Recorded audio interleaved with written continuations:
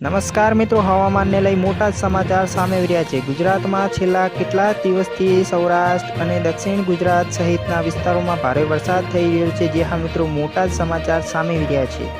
ત્યારે રાજ્યમાં હજુ 7 દિવસ વરસાદને લઈ હવામાન વિભાગે આગાહી કરી છે। જે હા મિત્રો, મોટા સમાચાર સામે આવી રહ્યા છે। જેમાં સૌરાષ્ટ્રના જિલ્લામાં વરસાદનું જોર જોવા મળશે। જેમાં આવતીકાલે શુક્રવારે 3 ઓક્ટોબર સૌરાષ્ટ્રના 6 જિલ્લામાં યલો એલર્ટ જાહેર કરવામાં આવ્યું છે।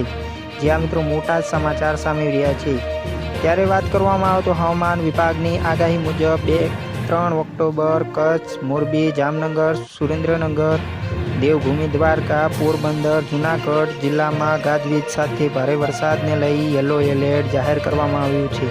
જ્યાં મિત્રો મોટા સમાચાર સામે રહ્યા છે। આ જિલ્લાની સાથે સુરેન્દ્રનગર, રાજકોટ, અમરેલી, ભાવનગર જિલ્લામાં 30થી 40 કિમીની ઝડપે પવન ફૂંકાવાની શક્યતા છે। જ્યાં મિત્રો મોટા સમાચાર સામે રહ્યા છે।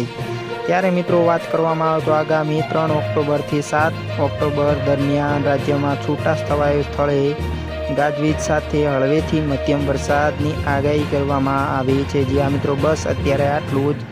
અમારી ચેનલમાં તમે નવા હોય તો લાઇક, શેર અને સબસ્ક્રાઈબ પણ કરી દેજો।